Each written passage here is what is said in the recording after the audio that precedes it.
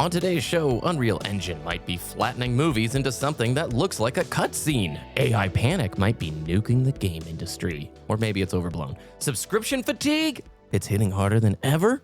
We're talking GOG preservation, Linux support, and a whole lot more. Welcome to the Comm podcast. Joining me as always is the amazing Epos Fox Lost Saves. How are you doing, sir? We sound like a real podcast now. Look at us. I tried to write a tease. I tried to write a little tease. There was more. It's a lot of show notes, to be honest with you. I'm very excited about today. But how are you, man? How's the week? I'm doing all right. We have yet another snow day. It snowed we had like the most beautiful, thick, fluffy snow falling yesterday. So I had to take the big boy cinema camera out and get some video. Hopefully I'll turn it into like a video postcard thing. I haven't messed with it yet though. But doing awesome. All right. Yeah. Enjoying a lot of little games, and I just really love video games. I like that. Every time we're talking, you are super amped. I love games as well. I'm just like buried in Tinkertown. I'm like all up the home lab rabbit hole, down, I guess, the home lab rabbit hole at the moment. So I did get PCSX2 running again yesterday, played some SSX Tricky, and Emulation's kind of awesome. I mean, it depends on the platform, but PCSX2 is just so good. Yes.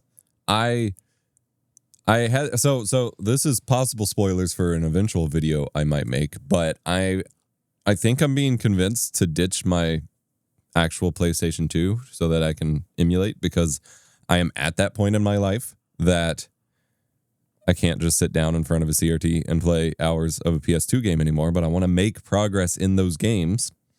And so I started moving my save files from my memory cards to my Steam Deck. Yep. But I still have that gap where it doesn't feel real to me, and it's hard to feel motivated compared to whatever indie games I have on my deck. I've always struggled with that with emulation. I don't think I've ever beaten a game start to finish emulated wise, unless it was like Majora's Mask. But you didn't hear that here. Nobody knows about that. That's super secret. I'm totally talking about an imaginary thing that doesn't exist. I've basically put all my consoles away. I have the PlayStation 2 out next to me, but it's not connected right now, Epos. I've made a pretty firm commitment.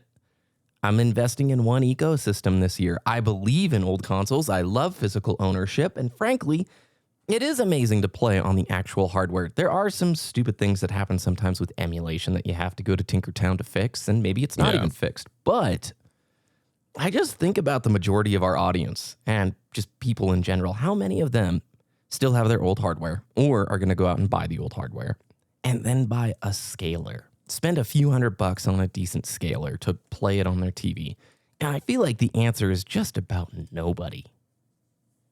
No one. I don't know how it would have been better phrased. So I am trying to do the same thing and reduce decision fatigue. It's pretty stupid, I know, but it's been kind of nice. Just literally PC is where I'm at. This is my focus this year. Nice.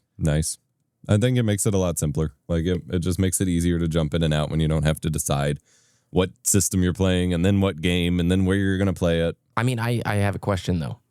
This is not a topic. This is just random. I've thought about this. When you're booting up your Steam Deck or you're playing on PC or whatever, are you drawn more to like the actual PC games that you haven't touched and you haven't played? Because that's kind of my main thing. I can go back and get a hit of nostalgia from a few of these games, but I really have a bunch of just little indies and lightweight games that I want to put time into for the PC itself. Yeah, I mean, there are so many games that have come out even just in this past first month of the year that I'm super stoked on, that it makes it really hard to prioritize those old games. Even if I haven't beaten them yet and I really, truly want to keep going with them, it's just, I'm back in that phase where like I'm just trying out so many new games that it's hard to... I'm collecting more games than ever. I've actually just bought like 20 PS2 games to finish out probably the rest of the PS2 games. Like I may be done buying PS2 games at this point because I've more or less fleshed out the collection of stuff that I will actually play. I'll never go for a complete collection, but of stuff that like interests me, I think I have just about found them all. That's pretty amazing, honestly. But when I go to play at the moment, as excited, like some of these I'm super stoked to play, didn't even know existed, but I'm still booting up like other games. I understand that, and we'll probably delve into that a little bit later in the show. Why don't we open with housekeeping, because we do have a huge Huge show this week. We have launched a Patreon for the Dual Commentary Podcast. Woo! We talked about this on the previous Party Chat episode. So if you don't know, welcome to the show. This is a podcast that we do. Talks about life and gaming and intentionality and the intersection of all that stuff. And then we also have a companion podcast to this called Party Chat. And that's where we talk through your questions, your comments, and themes and topics that you leave in the comments of this show. And we wanted to do a Patreon for a while. We are not, like, I'll just summarize it super quick, not into like endless subscriptions. We've talked about that a lot before. And we wanted to figure out a way to like give some value for this thing. So we have made 3 or 4 videos that are over there that you can pay to have access to. But the idea is hop on board, check out the videos. If you like what we're doing here, great. But then hop off. You don't have to continue to stay subbed forever. We're going to try and do batched dumps of some new uploads and content that maybe just doesn't fit the dual comm, or ideas that maybe just don't really land here. And we're going to do that on some basis. But the real idea is completely optional, completely separate. Many of you had suggested it. And for all the initial Patreons, thank you. But it's more than that, Epos. There's some nice functionality and some nice, like, basically get away from the algorithm stuff that anybody can have access to, right? If they become a member of the Patreon, not even the paid tier. Yeah. So the idea is that we're going to use it kind of as a better way to interface with you all communication wise, because you can follow it as a free user without paying, and you will still see some posts from us, kind of like a mailing list, basically. It's like a blog roll. Yeah. And then we will make posts whenever we release new batches of the paid videos so that you know, like, maybe I want to jump in this month, and you'll be able to have access to the entire backlog as it goes. And if you are a paid subscriber that can see that stuff, then you get access to download the video or download an MP3 of the audio like a podcast that you can throw on your Jellyfin server or your podcast app or whatever if you don't want to deal with streaming it like the normal. Like, we're just trying to provide options for you to have control over how you consume the thing, which I think is cool. Yep, we've talked about that a bunch, and we have full reliance on a lot of these platforms where we don't love the algorithmic influence that it has, and so we're trying to actually put some action into it and see, like, okay, well, what does Patreon actually look like from a free user perspective? Does it have some nice opportunities? And I do kind of like, you've already put a couple of blog posts out there. I love that it aggregates both of the shows, like the Dual Comm podcast and Party Chat. So if you want to just bookmark something and go there instead of like hoping the front page might serve it to you, I think that's a good opportunity. Yeah, I guess I forgot to mention that. Yeah, even if you're a free sub, you will see it pulls the podcast feeds for both shows so that you can have like one place to get it all, which I think is really cool, especially since we have it split up on both of our channels. Like it can be annoying to expect YouTube to deliver it to you. So like both podcast feeds get combined there, and it still shows them as separate shows. Like you can view them individually, but it's one place where like everything is, which I think is really, really cool. I love it. And speaking of our last show, we talked about the desire to feature a video that we enjoyed and talk about a game that we think deserves more attention. So where are we starting here? This video made me very happy, dude. Yes. So this is it's a frag movie. It's a frag movie inside of Mirror's Edge. Yes. Which I cannot believe is a thing I watched, but like completely edited, like I'm watching like a COD 4 Pro Mod video with the demo third-person views and extra transitions and crazy music, and then you have a kill feed of someone running through the Mirror's Edge levels. 9 months of work. No scoping. 9 months of work for a 3-minute frag movie. 5 different people. It is like an old school COD trick shot thing. The music is pretty sick. Like, I'm not into emo screamo, but man, the chorus in this thing brought me right back to our high school years. Epos. It just, the feels were amazing. And I don't really know. First of all, there are tools. Let's just shout out. Soft Sound is the uploader of this video. It's called Finis Coronat Opus. I don't know what that means in Latin. And it's a Mirror's Edge sniping montage. And I'm very curious. On his channel, there are like teasers and some cool what look like tweaks and dolly camera stuff and things that I'm gonna guess they built for this. I don't believe I've seen many of these things before.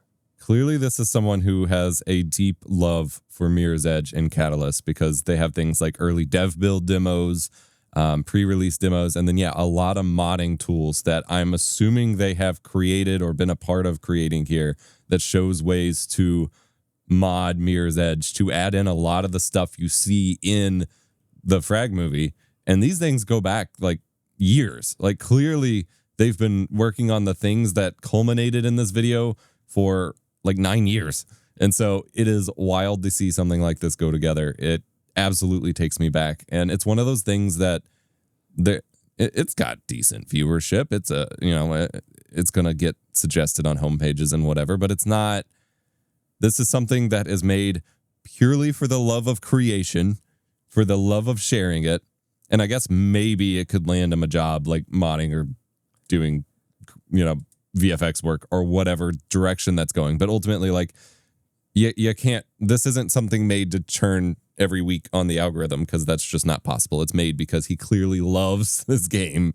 It's awesome. And I'm looking at the tweak tool that he's showcasing in a previous video. And you can change the aspect ratio and the FOV without having to do, it's a little tricky. If you guys don't know, Mirror's Edge is one of my favorite games of all time. Gone through it a billion times. Like, it's just so incredible. You see that on a Steam sale, you pick it up. I promise you will have fun. But the FOV, you have to reset at the start of every mission. If you go past a certain FOV, the lighting effects break. And so basically, the old method from like the Steam forums is you would actually just hotkey the different FOVs to your numpad. And so you would like jump from FOV like 90 back up when you got through a couple of the missions that had the weird lighting effects, because the sun will just start to kind of like bleed and tear.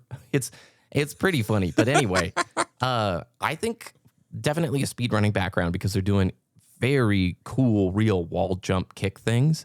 Yeah. And then I'm gonna guess the trick shots are real. Like, these save and load tools, these like, it looks legit to me. So there's obviously the huge coat of After Effects or whatever they use to build it, but the nostalgia was amazing. This is sweet. It'll be in the show notes. Everybody should go check this out.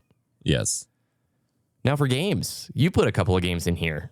Yeah, I couldn't settle on just one. I'm trying to make it just one, but there's been 2 games that just came out this past week that I am obsessed with. The first one is Arcadium Space Odyssey. This is a Survivors-like, but it has some pretty unique mechanics because it's built like a Space Invaders kind of thing. You got pixel art spaceships, you're flying around, fighting enemies that come in waves, but instead of just being like infinite spawning enemies that you just shoot forever, oh, wow. The main mechanic is actually trying to perfectly land on planets, kind of like, going with the gravity and stuff. A little bit kind of like Haste, trying to perfectly land on the planets and mine the resources.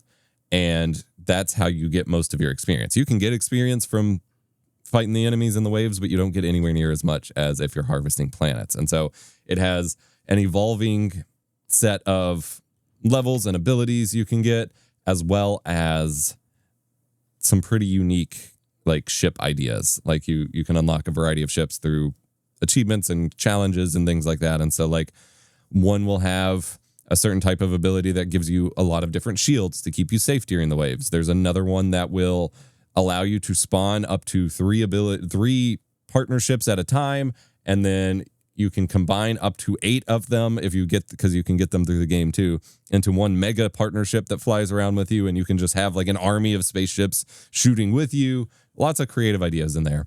And then the second game that I put on there is Don't Stop Girly Pop. This sounds absurd. Yeah. This is a boomer shooter with high movement tech with a Y2K e-girl aesthetic and soundtrack. And it is insane. So the name is Don't Stop Girly Pop. The theme is that you have to keep moving, and as you build up your momentum, your damage is increased as you go faster. And so you've got a jump, slide, double jump. There's this wave riding thing where you like basically,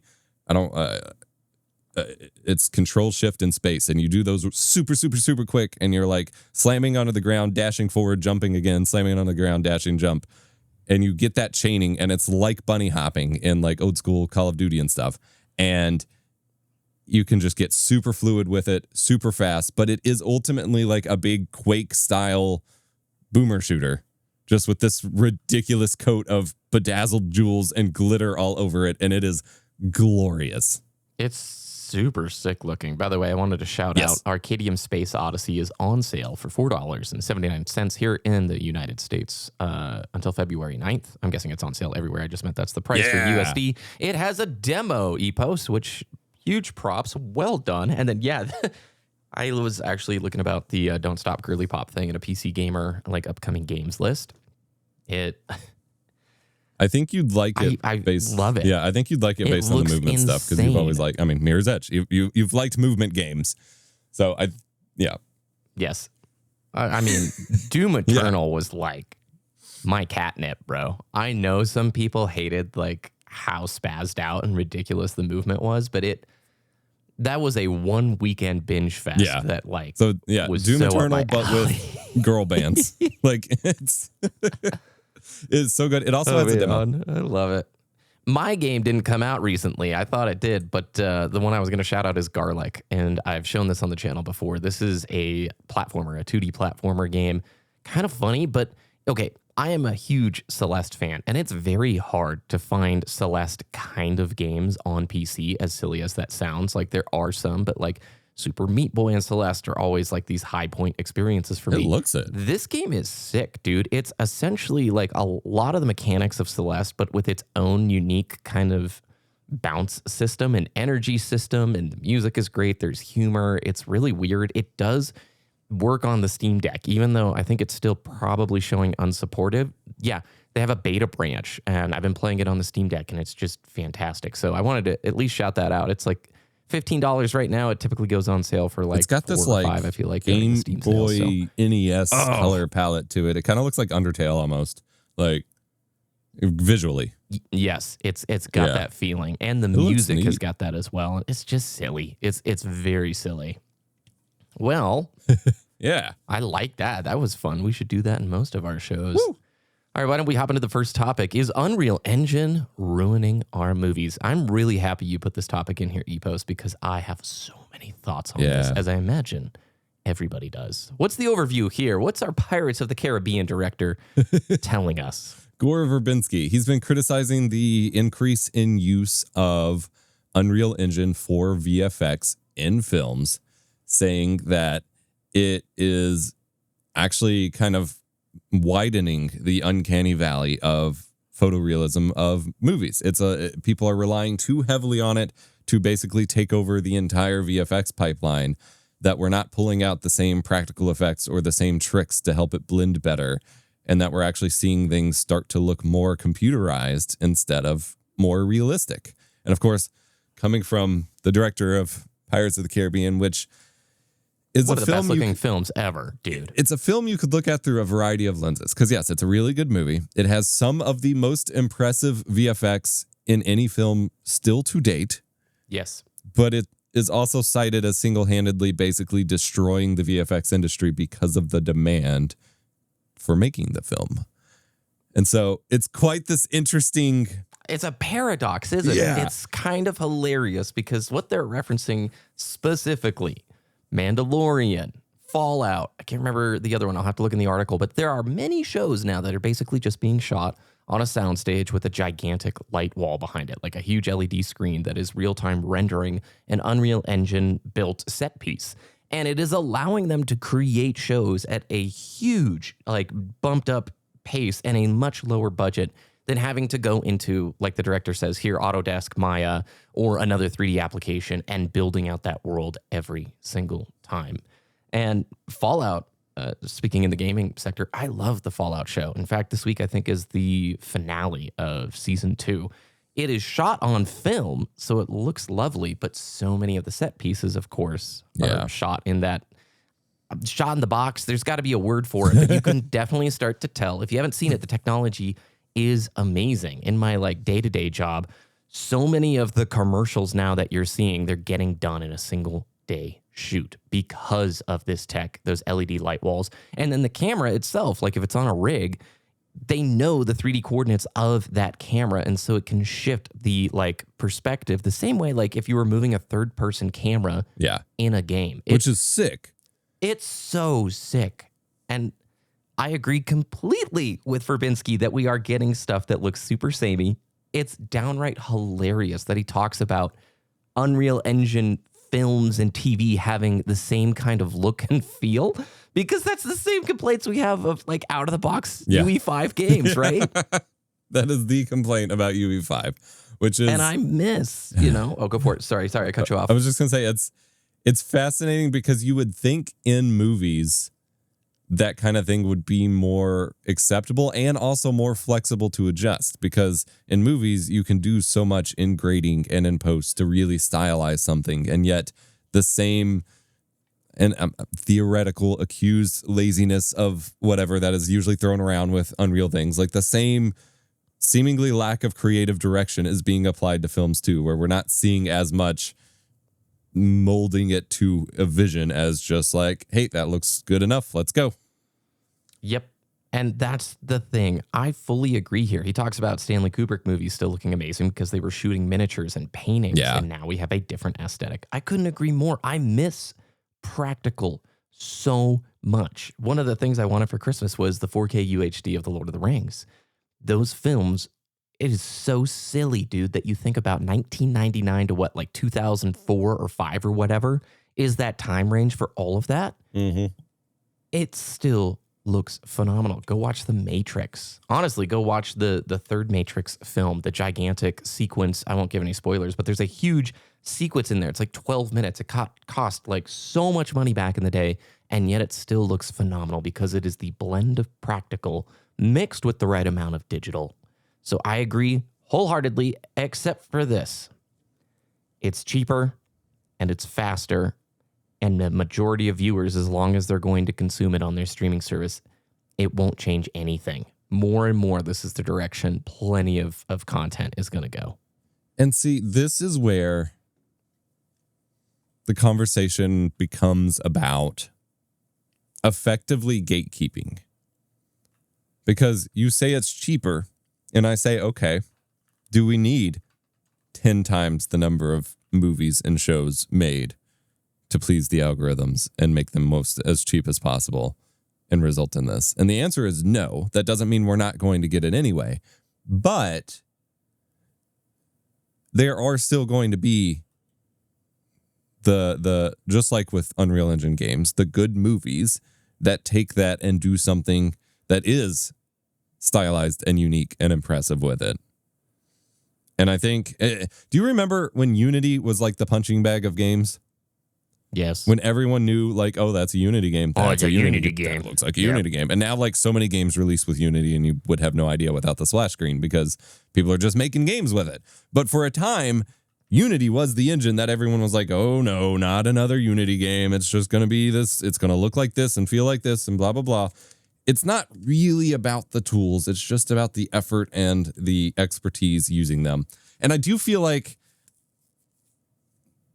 we're almost seeing like the exact same thing in Hollywood and in the games industry. We're seeing the games industry get rid of unique in bespoke engines. We're getting rid of, frankly, we're getting rid of a lot of expertise in the industry with layoffs right now. And we're seeing a push for cheaper and cheaper game production to keep flooding the market. With movies, we're seeing less and less of the old guard making stuff and more of people who didn't make things on film, who didn't understand the limitations. There's the whole concept that everyone's arguing about right now of the flattening of just perceived lighting in Hollywood movies. Like there's some side-by-side screenshots of the Devil Wears Prada versus Devil Wears Prada 2. And like the first one is punchy and contrasty and still mostly like tame photorealistic, but still has, compared to the new one, stylized, whereas the other one is lit with the same amount of light, but has been graded and processed so flat that it just looks like there's no contrast in it whatsoever. And that's like a trend. That was a whole thing with like Wicked, everyone complaining about everyone wants to debate. Is it the lighting? Is it the color grading? Is it whatever? There's just these trends that affect media. And we're seeing, for whatever reason, games and movies go on the same track of like these weird trends. I think we'll get back to it where like the standout movies and games are the ones that take those tools and still put in that last bit of effort to get the polish, to get the unique style. We just have a lot more people making them now. is going to be a horrific race to the bottom. Yeah. Buckle up. This is just the beginning. It's going to get real bad. I hate to just throw it into the AI thing, but dude, I've got, you put the quarter in, I'm about to run because it is about money. Now, Hollywood in general, it's always been focused on the money. But think about every bit of media we interact with today, our games, our TV, our film, the sacrifice of the quality for maximizing products. Yeah. It's destroying everything. We shifted to what is the minimum viable product model that we can ship to make the most amount of money. No longer, there's still, by the way, our pockets and very driven studios in all entertainment industries who are building amazing stuff. Look at the Expedition 33 example from last year, or the Baldur's Gate. There's so many incredible studios that are doing it the right way. Meanwhile, you've got everyone else caught up in the complete rat race of min-maxing the profits and sacrificing the core of it. I pasted for you in Discord. I'll put it down below. This was on the WAN show a few weeks ago. A TED Talk from visual effects Rob Bredow of ILM, a visual effects producer from Industrial Light and Magic, talking about the future of Star Wars and how artist-driven innovation matters, but really the crux of the video and why it has overwhelming dislikes. They show off a reel. It's time-coded for you, Epos. I need you to watch it. Yeah. Of them showcasing the power of AI and what it could do for the worlds they build in Star Wars. It's a bedazzled sloth. Please watch this, listeners. I'm so sorry. Your heart will break. Your soul will die. This is one of the worst-looking generative AI prompts I've ever seen. They're just normal animals. They just combined them. There's a crocodile turtle. Yeah, and there's a blue clownfish deer lizard. Goat. There's a snail peacock. Yeah. It's a spider with a monkey face. ILM is they're the good ones. Yeah. They're the ones, and here you have somebody high up talking about how great it will be to use, and they're actually showing this reel in a non-meme way. They're being serious. They are proud of this to show this off at a TED Talk. Yeah. It's so we host our podcast on a podcasting service, which is now pushing AI generative podcasts. Yeah. And to me, there's been a million examples of technology tool then pushes AI version of doing things. One of the big things that pushed me to immediately unsubscribe from Office, even though I've always used the alternatives, but I've just always had a normal Office sub, was every time I open a Word document, it wants your default action to be an AI prompt instead of writing yourself for a word processor. It's we don't trust you to write anymore. Every company now has an executive somewhere up who isn't involved in the creative process and decision making, who doesn't do any of these things day to day, who is now pushing that we need to just eliminate our entire business model by paying OpenAI basically for a license to ChatGPT and whatever. And it's bananas to me because there is no outcome that comes from this that doesn't at best result in that specific company, including the podcast provider, just shutting down because they've eliminated their own job, and at worst destroying the whole medium that they take part in. I see, you are raising the important question, but none of that matters. It is a Wall Street bro trade. I am going to tell you, probably at the top, there are the ones who are smelling their own stink, all right? And they love it. They think this is the most amazing thing since sliced bread. But I'm going to wager there's probably a lot of people up at the top who recognize what's going on. You put the word AI in your thing, money, money, money, money, money, money, money. It's the tech bubble, dude. You remember the .com bubble when we were younger? Yeah, this is going to be insane. And what frustrates me, and this is a good opportunity to shift into the AI article about the games industry, right? The thing that makes games with a prompt. I know that we continue to yell at the clouds. I will continue to yell at the clouds about this. We're not going to have any say in it. Until this trade unwinds, you're going to see this junk shoved into everything that we don't want. I do believe it's important, though, to continue to stress, like, there are still people with a vision dedicated to making things, like, really incredible things. And so, why don't we talk about the gaming article? I mean, you can introduce it. Yeah, before we get there, I mean, I love the contrast that our video that we highlighted for the show is someone spending like months and months building this frag movie in 9 months. Mirror's Edge with no ROI to come from such a thing, with years of mod tool development. And then also Hollywood's like, and the games industry is just like, every industry is just like, yeah, let's just AI generate everything now. Cheap money. Yeah. Sacrificing everything for profits. There is a point where people get fed up of that junk. But I was thinking about it.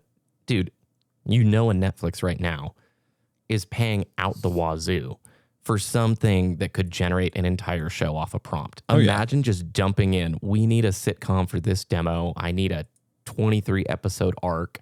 Here's the, actors we want to use. And then they pay no one except the data farm that they generate it from. And there will be people who sit there and consume it. Yeah. No, they're probably dumping all of their R&D into that right now. And similarly, it's Wall-E. Yeah. Similarly, so is Google. The news you were referencing, Google announced and showcased Project Genie, a AI interactive experience generator that is being called a game generator, even though Google doesn't entirely refer to that. And apparently, just like the global stocks of all related game industry companies just plummeted after this announcement, which makes it very clear to me that, as you said, the people in Wall Street are just over there huffing their own farts, because there is no world in which you're going to make money using this right now. This is a tool that can generate a 60-second max, and the specs don't matter, but 720p, 24 frames per second interactive experience. You're not replacing video games with this anytime soon, but it is a tool designed to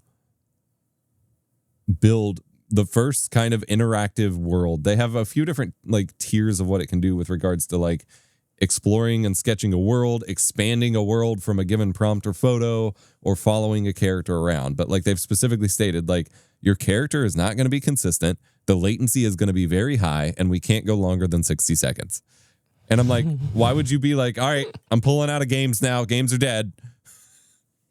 But do we see the TikTok of games with this? Because I believe there was a PlayStation executive a few months ago talking about competing with TikTok with games, and everyone was jumping to misinterpret that as you can't have 60-second games that are super short and on a scroll. And Google's like, well, I guess we could. I have thoughts on this. Obviously, I don't ever really see this in the next 2 or 3 years taking off. Yeah. I don't see it creating something that is super desirable to play. Sure, some mobile slop, right? Short form. But I also question, too, somebody made a lot of money front running this move, because it's a coordinated short on some of these stocks for the gaming things. And so, hey, the press release is dropping here. You absolutely want to short these few from the sector, because the tech space actually took kind of a hit in general this last week. But it does seem a little sus to have such a major reaction, where I doubt anybody looked at the profitability of this and went, yeah, it's over. Let's get out of Unity. Let's dump the Take-Two. Get the CD Projekt stock gone. Roblox, sell. But man, if that news is coming and you front run it with a short, you just made a tasty amount of money. They're playing a different game than the retail investor. So I was just thinking about this. This portion of it, I don't see how it makes sense. Yeah. But CD Projekt Red has literally said that they're committed to not using generative AI with models where they don't know where the data is trained from. But they did say they would use AI in their workflows, but they would ensure that it is only trained on their data. So even them as a studio are basically saying, from a tool set standpoint, we're probably going to use this. And think about how much code right now is being written by Claude that is in our just day-to-day life. And buggy freaking drivers because they're no longer paying a team to do it. They're like, whatever, we'll accept the downsides, the issues. If the studio boss is basically saying, yeah, it'll be a little bit worse of a product, but I'm going to save 25% because I don't need to pay as many concept artists, or I don't need to pay as many junior coders or engineers or devs or whatever.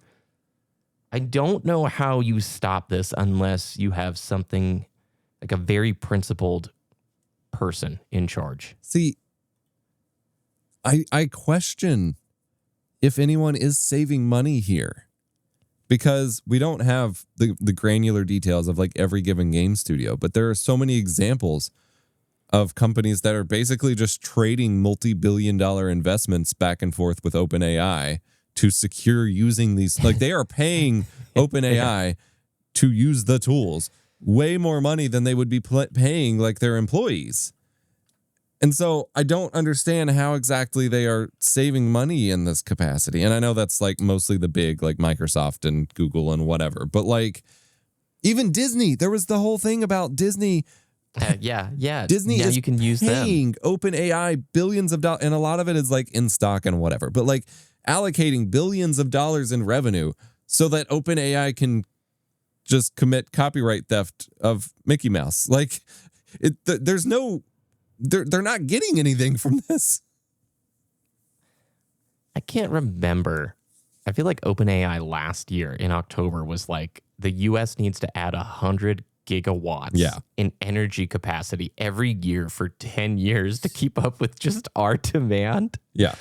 It's I don't remember how many like wind farms it was or how many new like plants it was, but it was absurd. I think we actually talked about it briefly. So I have one more AI thing to bring up. We'll finish out with yelling at the clouds and then be done. But this one's kind of hilarious. So Sony patented, they've been doing some AI patents. We don't know if they're going to come through or not. The one it was this year actually in January, a ghost thing. So basically the video game would play itself for you if you were stuck. And instead of like a developer writing that into the game, why not just let an AI, watch Astrobot jump over here to find the secret monkey, So that one kind of makes sense. I'm not going to knock it this much. This one's hilarious, okay? It's an LLM-based generative podcast for gamers. The pitch is this, and this is from PC Gamer. You boot up your console, which has a large language model to identify data associated with a video game player's profile baked into it. Yeah. You get a prompt to generate a podcast of news related to the data, with the podcast presenting the news in a voice of a video game character of a video game played by the player. So like Kratos could come on and be like, Epos Fox unlocked a new achievement. You should try this game. Who else would be funny? I Ratchet and Clank could be kind of interesting. Aku. Just straight up from Crash Simulation. Congratulations. Yeah. You've earned a trophy. Solid Snake, David Hayter getting ripped off. And Otacon. So these voice actors aren't going to make anything. We are speedrunning the destruction of so much stuff for really stupid things. I can honestly see, like, it would be funny for a hot second, but then you think about the implications of all of this, right? What was the AI thing with Aloy, right? There was a whole controversy about that. Was there? Yes. And I feel like Ashley Birch was not consulted on it. You keep going while I look for it. This is one of those things that where without all of the context, like, this is kind of a hilarious idea that could be fun. Like, there are some things, like, I miss when the internet was just fun, stupid things.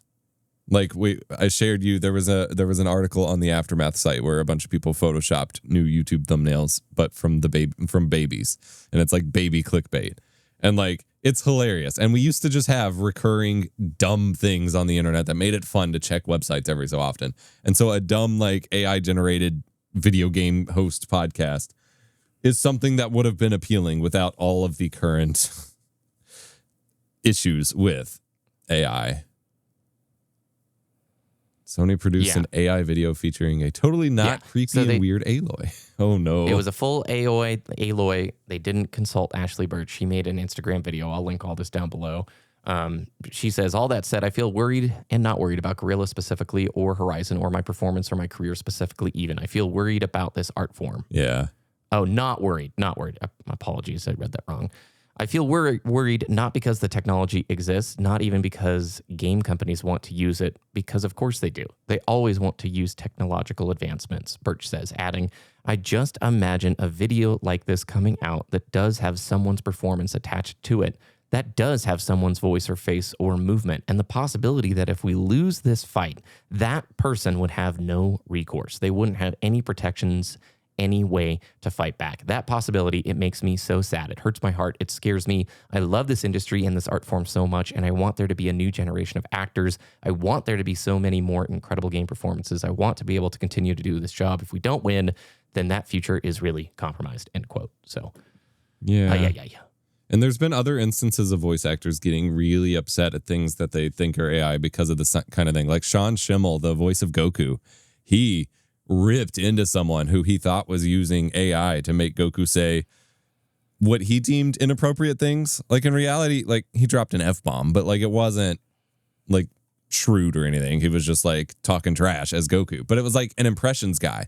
He was like doing the voice himself, but Sean had thought it was like an AI thing. And he's like, I can't believe you would take this. You are not a true Dragon Ball fan if you would take this cherished character and use AI to make it sound like I'm saying something else like completely wrong as him.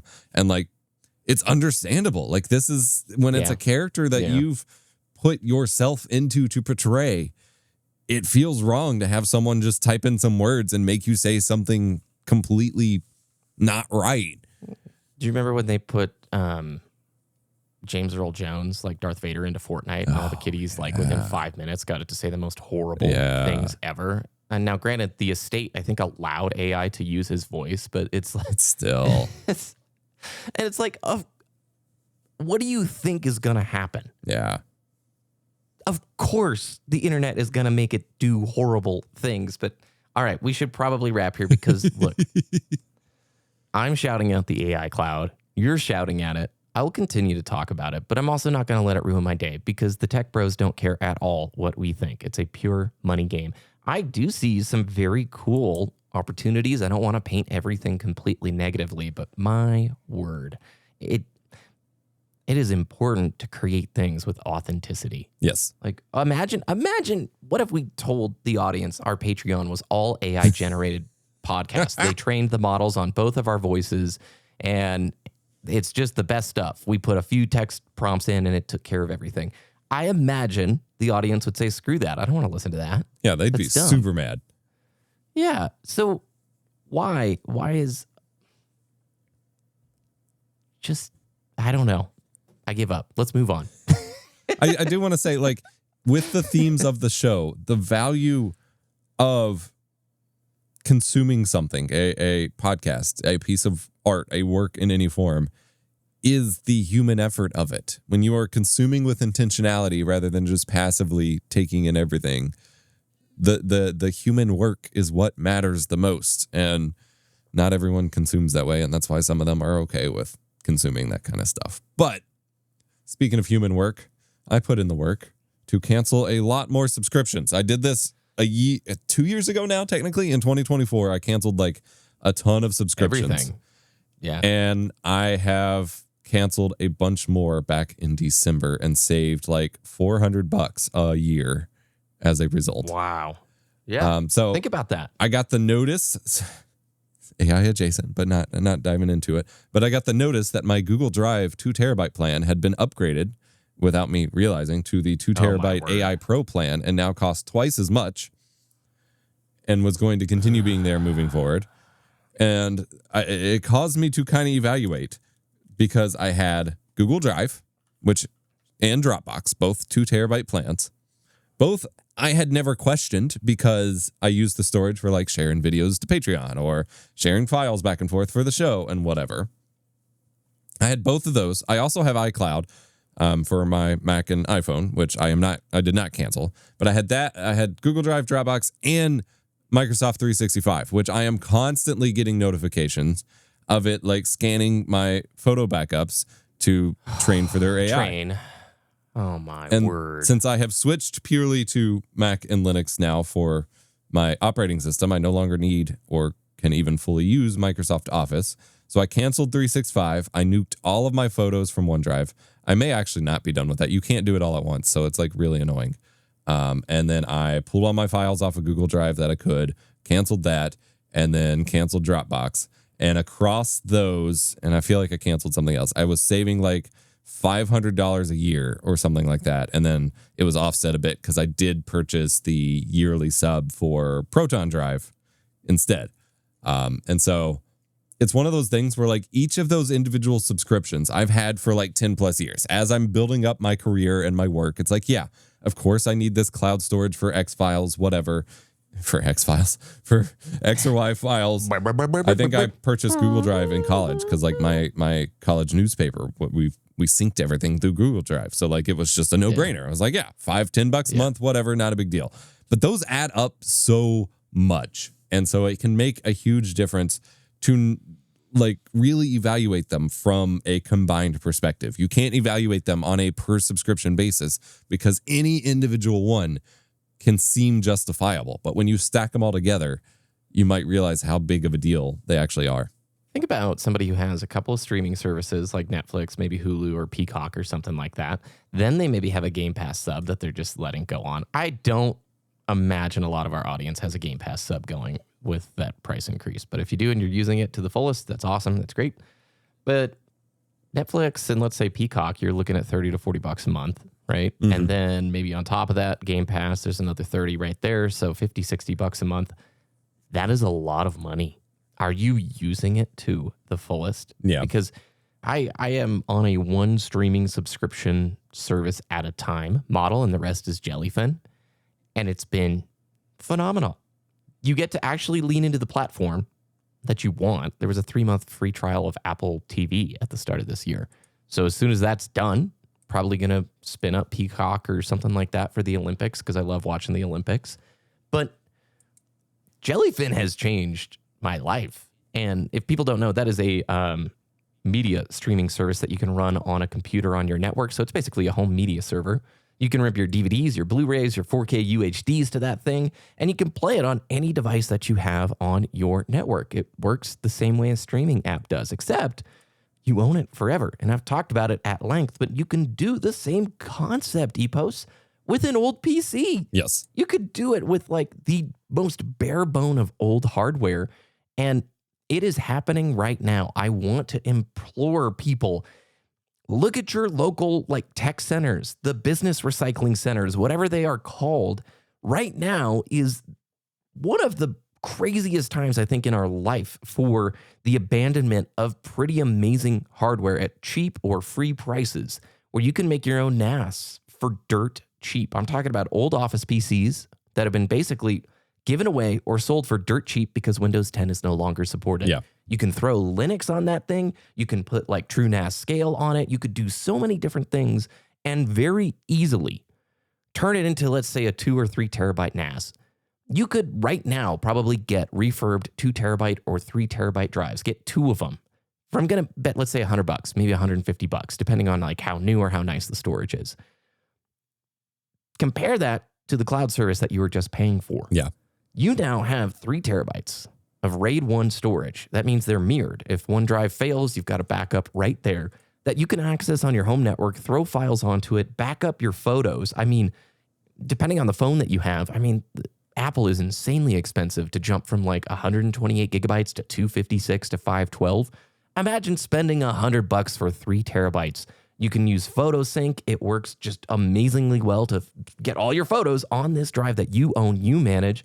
And then you could do a VPN service to it. So you could even access that data when you are not on site.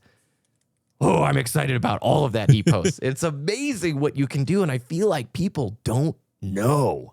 Yeah. And it's real good timing that we're talking about this, because I did actually just have a video go live today at the day of recording that is a collab with Wendell from Level 1 Techs, where we talk about getting started with self-hosting and owning your tech services and hosting all that stuff, and like the things that you need to get started there. Because yeah, it's one of the things he brought up, which is like an obvious point, but I hadn't really until I made a graphic for it to demonstrate it.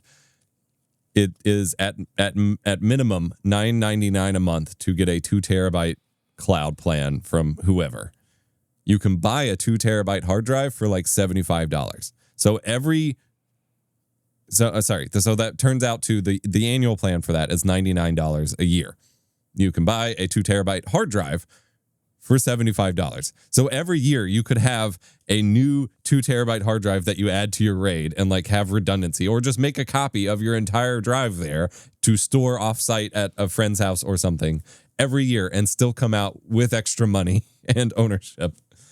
That difference is it's the coolest thing crazy. Ever, dude. And now I have it set up. I have finally been playing with a service called Tailscale, which is like basically like a tunnel VPN for your own devices. Utilizing WireGuard. Yes, utilizing WireGuard, which you could set up yourself with like a Linode instance or whatever. But that allows me to, while I am out and about, I can check on Jellyfin. I can watch stuff as if it's just I'm on my network. I can access the Synology disk station manager for my server. I can pull files from it. I can check. I have my own hosted RSS reader that is hosted on my NAS that I can just check normally. I can even, I was testing this with our buddy Blizzard Ball so that you and I can use it. I can even access the file share through, Samba, which is the networking file protocol that most operating systems use most commonly. Like I can add a drive to. Is that what SMB stands for, by the way, is Samba? Yeah. No way. Yeah. Okay, continue. Sorry. So whether I'm on my phone or on a laptop on someone else's Wi-Fi, I can see that mapped drive in my computer list and access the files from it in my file manager as if it were on my local network still, which is just magic. Like it is bananas. And you can do even crazier stuff. Just as a tease, because of the way that it tunnels connections, if you set things up right, you can set up AdGuard, which is a ad blocking DNS service on your home network. You can set that up to block ads on your home network, and you can tunnel your phone through it so you still get the ad blocking while you're out and about. Unreal. No, we're not using Unreal Engine for this one. No, fair point. Unity. I am migrating. So case in point. The gaming PC I built in 2016. I upgraded it over time, and I was able to save some of those parts. Last year, I made the Reclaimer rig, which is just basically half of that 2016 PC with a couple of new bits and bobs in it. But it became the Jellyfin server. If you have an older PC lying around, you can do a lot with very little horsepower. And essentially, it's got one big fat 8 terabyte drive in there. I've almost filled it up with my movies and the DVDs and the shows and whatnot. And I've been using that as like a PC for the TV. I can play older, lightweight games, all that stuff, but it's also been the Jellyfin server. Well, speaking of end of life Windows 10, I got myself a pretty sick workstation that's being retired that is going to take over those Jellyfin duties and a couple of other little cool home labby things. And no cost was put into it because it was just basically being abandoned as Windows 10 end of life happened. I do hate like online when people are like, well, I got this on Facebook Marketplace for 36 cents because it doesn't feel that realistic when you're watching as the viewer and then you go look on eBay. But frankly, it actually is realistic right now. If you do look around, there are crazy awesome workstations that you can put Linux on or any of these applications and turn it into something. Think about a game preservation box. What if you want all of the backups for your PlayStation 2 titles over there, or all of your GOG games just backed up on that network attached storage? You can download the entirety of all of Wikipedia with images for like 1.8 gigabytes and use it offline. So if you ever were in like an internet blackout situation, your internet's down for weeks, imagine being able to just have your whole game library accessible right there. all of the movies and the TV and the music and the photos that you love, you're controlling it. I don't think you need to completely remove offsite cloud storage. There is a lot of convenience and security that they do provide, but I'm fully with you. I don't want any of these services training their AI models off of my files and my data. So looking at a service, like you said, Proton is extremely privacy oriented, great encryption. That makes a lot of sense for some things to just be offsite. But for the subscription bloat, we're moving into an era where most of the people listening, they are tech enthusiasts to the degree that they are gamers, and they can tackle so much of this themselves. I 100% agree. I absolutely agree. I do the GOG thing. And by the way, if you build up this server, and again, I have a video talking about the gist of it. We don't go into the hardcore like setup processes because each thing you want to do is its own rabbit hole, so you can look it up. But if you do build like a big, massive mega server to do a lot of things, you could even run Steam on it and have your Steam library stored there so that you only keep the few games you need on your main computer. And then anytime you go to download it, it downloads over your local network from that server, saves you the bandwidth, and like runs significantly faster. Like it's crazy.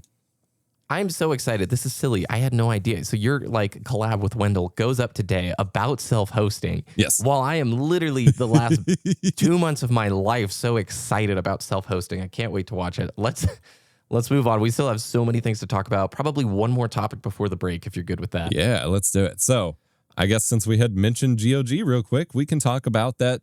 GOG is working to bring GOG Galaxy to Linux and make significant improvements to it. They're trying to get higher adoption for it. So they are currently hiring, I don't know if they have hired it, but they had a job opening open still for a senior software engineer in C++ as they are looking to evolve their client for their games. So if you don't know what GOG Galaxy is, for the GOG website, which is where you get DRM-free versions of games, and they do a lot to preserve older games, they have their own desktop client where you can, like Steam, you can shop for games, you can download them. You don't need it. You can download your copies from their website if you want, but they have a client and they're working to port it natively to Linux and have a lot more support for it overall. And it is a platform that their client hasn't always been the best. It's had some issues. They did this whole big GOG 2.0 push a couple years ago, and then it never really turned into much. But you can still use third-party clients like the Heroic game launcher on Windows or Linux to get your games. But they are doubling down as they have sort of taken on new ownership to make that experience better so that people feel more compelled to shop with GOG and get their games there. And in line with that, we also just got the announcement that they have preserved in their fancy preservation program 4 new Final Fantasy games.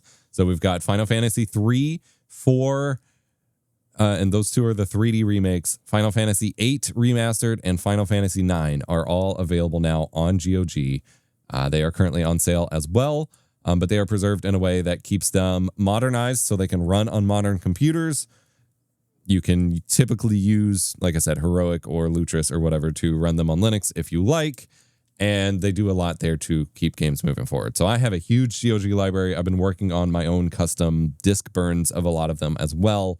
And the specific preservation program is a really cool initiative where they're going back and trying to fight to preserve and make playable older games from any platform. Like if you look into the program, you can cast your vote for support for games, regardless if they were ever on PC at all. So like I've gone in and put my votes in for like Champions of Norath and stuff like that from PS2 that never had a PC release, because if they get enough leverage, they can potentially navigate the licensing space to preserve these games. And the goal is that whatever they can preserve, the games stay there forever if they're in the preservation program. Now, there have been instances like with Blizzard, for example, where they do remove the games from the store, but if you bought it or acquired it from GOG before then, you never lose your copy. And especially the copy you downloaded, since there's no DRM, you can run it forever anyway, but you should still always have it in your account. And so they're doing a lot there to just really...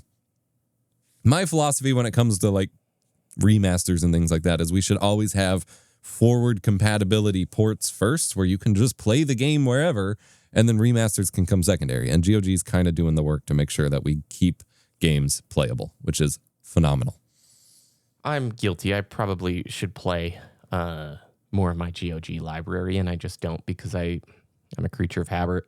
Herbert, you're a hobbit. I like the Steam launcher. So it would be very nice to see it come to the Linux side of things with a little more support because I do think it's driven in part with Steam Deck and Steam Machine popularity. I definitely do. We've also seen both from them, and I believe, who was it? There was someone else recently that was talking about Linux support, and they were just like, yeah, pretty much everyone here uses. Oh, it was the Nexus Mods team because they canceled their new Nexus Mod thing, and they're going back to reinvest in the original one. They're like, we hear you. We pretty much all use Linux here. So like this is a priority for us, even if we haven't really produced anything to show that. And so the GOG team isn't very in a similar boat. Like they see that the ultimate, because the issue they run into with preserving like old Windows XP games and things like that is getting them all compatible with newer versions of Windows. But really, not to get too tooting the horn here, but like Linux is the ultimate platform for that kind of preservation, because when you already are running all of these compatibility layers, it doesn't matter which version of Windows the game was built for, like you're going to be able to play it. And so they're really, I think everyone's kind of waking up to this as the thing to focus on. I'm in a similar boat where like I have apparently 209 games on GOG, but like anything that I have on Steam, I'm launching on Steam first. GOG is just kind of my backup copy. And I don't always, since it is a separate launcher and whatever, like I'm not always looking at them. But there is a game I picked up from a viewer recommendation recently called Darkstone, which is an old school PS1 era, like ARPG Diablo Light. So I'm excited to play that because I only have it through GOG. And like I said, I've been working on my disk burning project for my GOG games. The only major downside, in my opinion, is when it comes to patching. If there's a big patch, especially for DLC, apparently, you basically have to re-download the whole DLC. They don't have the like streamlined title update stuff. Yeah. And so that's a big issue for people with limited bandwidth and stuff like that. So I hope they work on that as well. You know, my very first GOG game was A Hat in Time way back in probably 17, I want to say. Super sick game. That was like a great pairing. And boy, they run nice with no DRM sometimes, don't they? Yes, they do. That's one of the other benefits. Like weirdly, the copies you get on there are probably the best way to play in a lot of scenarios, unless you need specific weird mod support or something. You just got to remember to do it. It's the truth right there. Let's take our first break, and we will see everybody right after this. Yeah.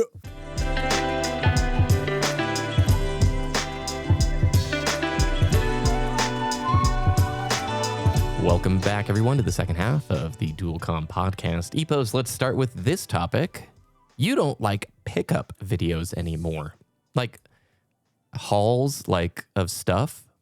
Yeah, mainly specifically since it's this show, like gaming pickups. It used to be something I watched like religiously and I would try to make. And then I'd really struggle with the making aspect. And now I've come to realize like I just despise the idea of them entirely. I don't have a lot of... I don't think I've ever watched very much of this. There was a point, one of my friends who got me into Halo was streaming like them opening Pokemon cards. This is a long time ago. That was really satisfying to watch. I never really had a big card collection, but it was sort of funny watching them like pull the cards out. And then when they'd get a good one, they'd like go ballistic and bananas. But explain it to me, because I have inferences, but I want to hear first, like what shifted? Why do you think it no longer appeals to you? Well, because it plays on the, we had a whole separate collab video thing a while back talking about how collecting games and buying games is a different hobby into itself than just playing them or being a quote unquote gamer or whatever. And I feel like those videos are purely partaking in that other side of the hobby rather than enjoying the games, because it's basically just showing you a big receipt. because they haven't played them yet in most cases. Like sometimes there's a game in there that they're like, yeah, I've played this back in the day and I've got it back or whatever. And there's some personal story. But ultimately, it's just like walking you through their shopping receipt. It's like, I got this game and I'm stoked to play it. And I hadn't heard of this game before, but it looked cool and I'm stoked to play it. And then this game, my buddy told me I should play, so I'm stoked to play it. And it's like, it's just, I bought all these things and here are the cases. And like, clearly I enjoyed it at one point because there was excitement for it and I watched it. But now I'm at that point where it's like, okay, but you have no developed thoughts on these games. You have no experience with them. I don't know if any of these are worth buying yet, and neither do you really. And it really like irks me. And it used to be, like I said, it used to be something I'd try to make because it's like easy content when you're just getting in a new batch of games or something. And I'm moving away from content for the sake of content in general. And like every once in a while, like there's one I did back in like 2017 or 18-ish where a great uncle of mine who I'd never even spoken to before, as far as I knew, I guess I shouldn't say that like as a statement, but like as far as I knew, I hadn't even spoken to them, who added me on Facebook and was just like, hey, I have this like 30-year collection of old PC games. Do you want them?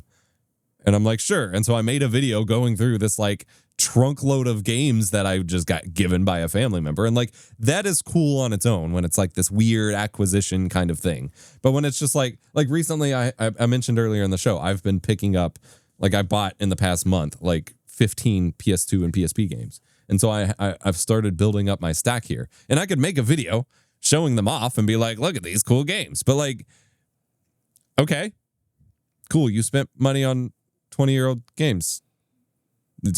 Are you going to play them? Do you like them? Are they good? Should I buy them? What like, but then you're asking them to play the thing, Epos, and that's a pretty big ask. Don't you want to just see them show off all the stuff that they bought and they give you some sensationalized FOMO? Because yeah, I think we've talked about this maybe like last show, the book TikTok thing, where there's a really big video I sent to you on it, and essentially the issue is most of the book TikTok is turning into haul videos instead of like actual opinion content because there's not enough time to read like 10 books. But the videos that get more viewership are, I have a good example about this actually. I send you jokingly, the mountain bike YouTube space has changed. The core players, the original ones who got big off of the like authentic, this is me riding this trail video with a GoPro, none of them make that content anymore. They just show Temu hauls of junk for bikes. They'll buy stupid things like hand warmers for grips and just crap that nobody who actually rides bikes cares about. But that's the only video content they make because it's just, they get oodles and cadoodles of views showing off the dumbest crap you can buy and put on your bike. And I don't, look, dude, this is a viewer behavior thing, a supply and demand. Apparently the demand is way higher for stuff that has nothing to do with the things we care about. Yeah. That's what it feels like to me. Like making videos about these things, about your Temu hauls, your Amazon hauls, your Wish.com, because I did that a little bit too. Like, here's the Wish.com version of these games. And like half the time I would buy a box of that stuff and be like, haha, I'm going to make a video about all these dumb fake 3DSs or whatever. And like, weirdly, I ended up with one real one and all of that. So that was cool. But like, then I'd just never make the video because it felt so crappy. And then I just wasted all that money for no reason and created e-waste basically. And it's partaking. I think I've come to realize as I've like, I went through some serious burnout the past couple years and I've come out the other side of it and trying to reprioritize.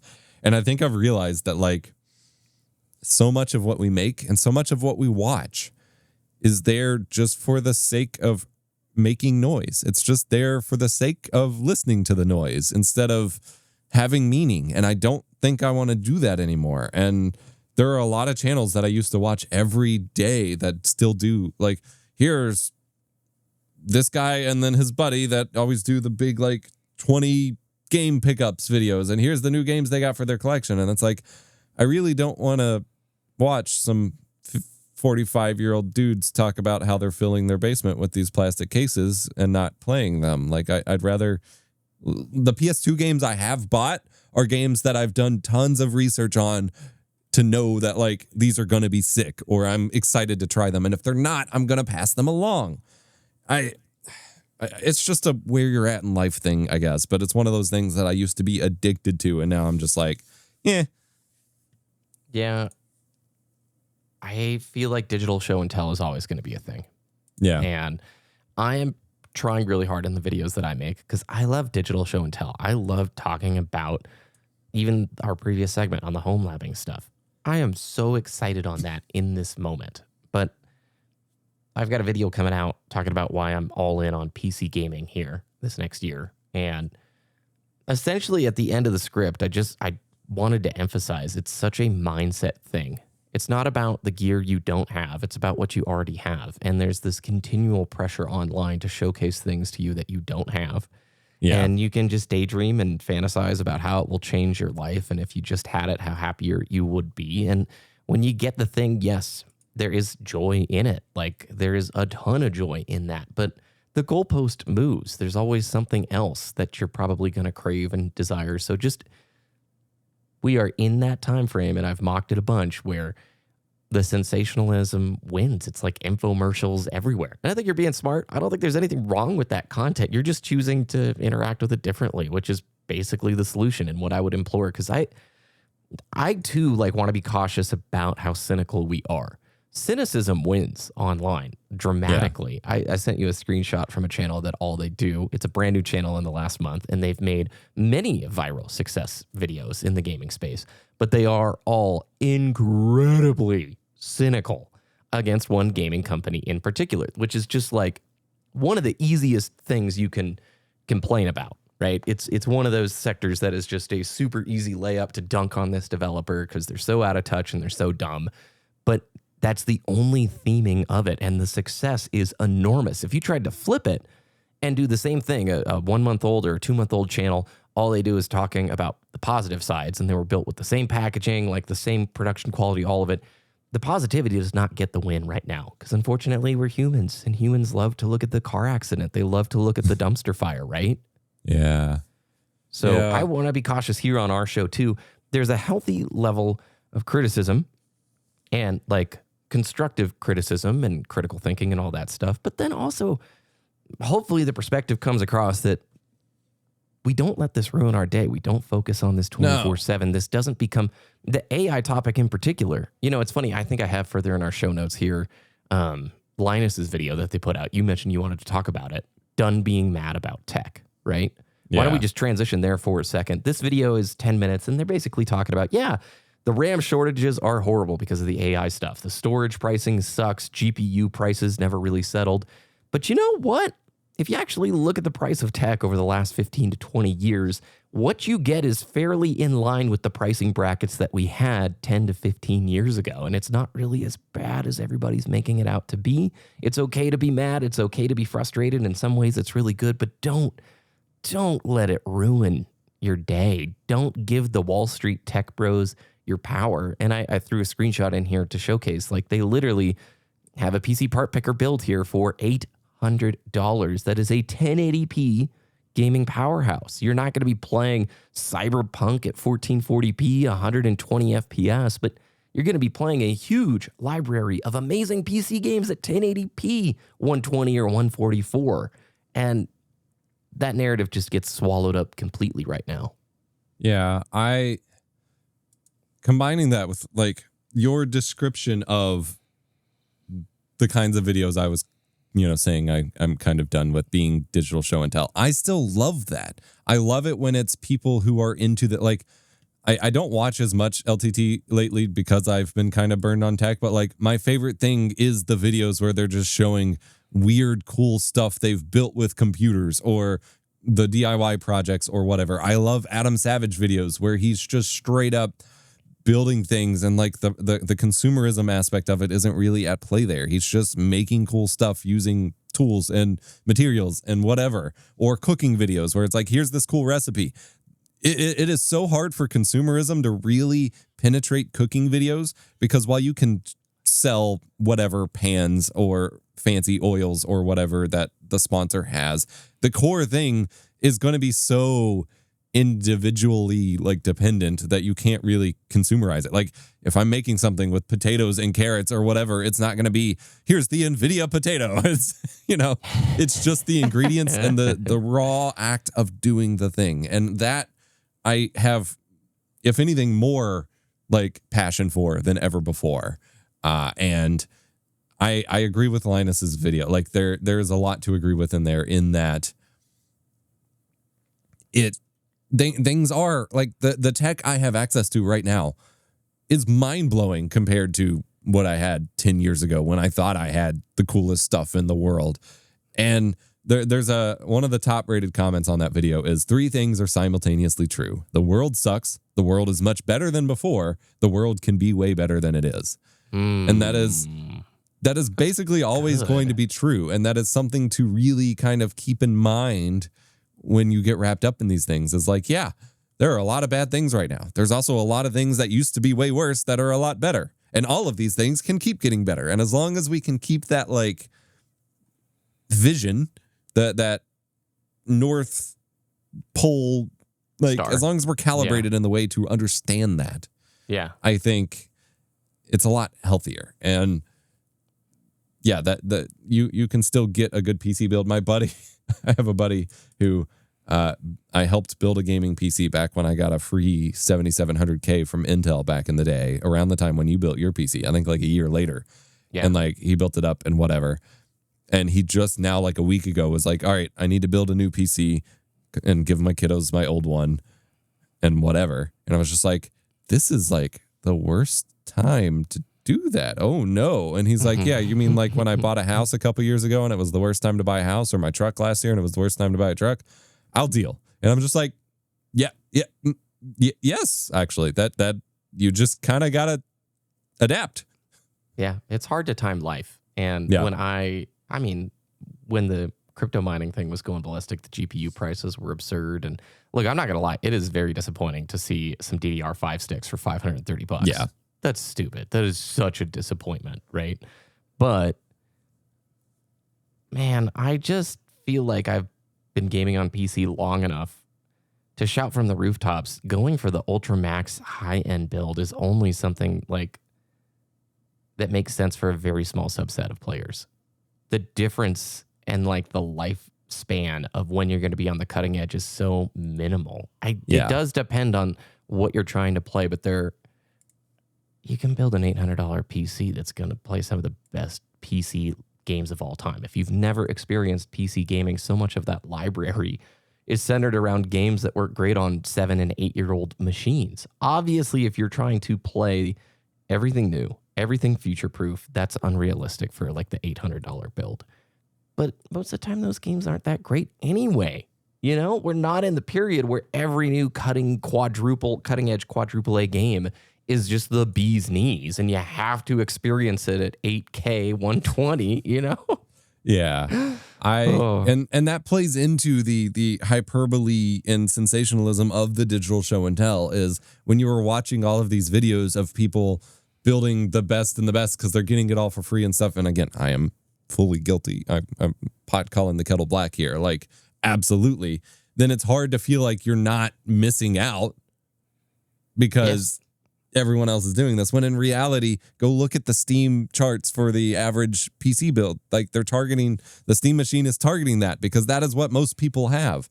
And the only time it becomes a real big problem, and we talked about it on the last party chat, is when someone is entering the PC market for the first time. Because then, there are things you can do, and I suggested it in that show, in that you can build around what is quote unquote too expensive right now and kind of take shortcuts in the short term so that you can upgrade it when it becomes affordable again. But otherwise, if you've been doing this for a few years, your computer's going to be fine. Just don't upgrade this year. Or incrementally. It is so funny. You're hitting on all the high points from the script for the video I put out. Basically, if you're starting from scratch, complete bare bones, you have nothing. Yeah, that's a bummer. It's expensive. But the rig I built in 2016 worked wonderfully until about 2023 when I was very bottlenecked by the CPU. The 7700K just did not have what it was. It didn't have enough to basically handle the games, the modern stuff, the way it was being built. All the lightweights, the indies, basically all the top Steam Deck stuff, that thing still destroys and is wonderful. But I didn't have the money at that time to upgrade the system. So we did the CPU and the RAM first. You were kind enough. You sent me a motherboard, and I waited to do the GPU until literally like a month ago. And it is really nice because the bones of my 2016 machine for the most part, are still here. Like in 2023, it was the same case in fans and cooler and PSU, and I was able to piecemeal upgrade this over time. And again, if you are starting fresh, there is that upfront investment cost. I know I'm harping on PC a bunch, so I want to throw a ball over to the console side. You want the best value machine you can get right now that's going to still play a bunch of the lightweight Steam Deck style indies that are dominating some of the charts and the reviews each year. Pick up a PS4 Pro on eBay for $150. You have a huge library of games to experience there for dirt cheap. It is still being supported and getting the third-party published indies and the lighter weight games, which will still be huge and will probably still have support for years to come. It's a physical media stream, or not streaming, but like playing service, right? You can throw your DVDs and your Blu-rays in there. $150. The barrier of entry is kind of insane if you really think about it. Gaming, and I think Linus said this in the video, pound for pound, gaming is one of the best value entertainment mediums out there right now, especially at a time when cost of living is just through the roof. Yeah, no, I agree that. And it's so hard because I always want to, like, I've made videos about getting a PS4 in current year because the value is crazy. And I will get the comments that are just like, well, it won't play GTA 6.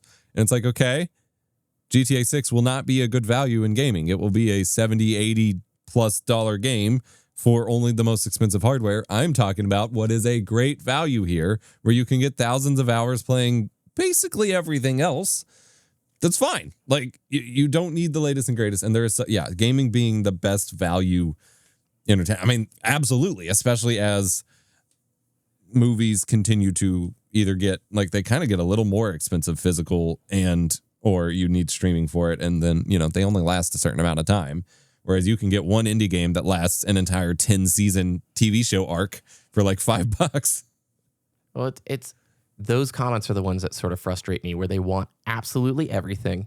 Yeah. With zero responsibility for the constraints that go into it. I explained that poorly, but if the person is motivated and GTA 6 is their driving force, or a new upcoming game like that, yeah, sorry, that's the price of entry. You need to have a platform that's going to be supported for the thing, or you can wait to get it at a lower cost. That's how life works. You can't get every... What do you mean they're not porting GTA 6 to Windows 98 and the PlayStation 2, man? Yeah. I wanted it on my PS3. I'm very angry at the developer. That's where I played GTA 5, huh? Part of the reason I have so much enthusiasm towards a PC is I don't view it as a gaming machine. It's a creativity station. The limits are unbound. You can do anything with it from a productivity standpoint: photography, video editing, 3D creation, game making, mod building, home labbing. A PC, if you're willing to learn and put time and effort into it, can absolutely change your life. Like, if you become good at a trade or craft that involves knowledge work and the use of a PC or an application or something, you truly can change the entire direction of your life with these things. You want to become a great video editor? Cool. Your PC can do that. You just need to take the time to learn how to use Resolve and start working on it. You want to become a great designer? You can start using it for those purposes. You want to become an amazing photographer and utilize those skills maybe as a side hustle or whatever. So it is funny when, PS4 won't play GTA 6, bro. Well, yeah, that's sort of the point. Yeah. Alrighty. Why don't we move on to our next topic here? I mean, you highlighted a video. This was going back a while back, but that kind of plays into this topic. Yeah. It is Annie Austin playing Red Dead Redemption 2 on a 9-inch CRT. It's a great little video that basically says, is it awesome? No. But did I care?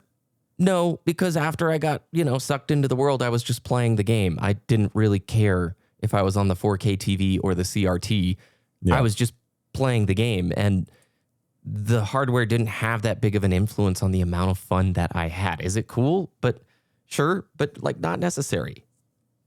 Yeah, I think it's really, I almost feel like the gist of this video, like the true spirit of it, is kind of at the core of all of the recent resurgences in older tech kind of becoming popular. Like, obviously, there is a factor of it that is very much over romanticizing it and overselling you on how it will change your life and everything.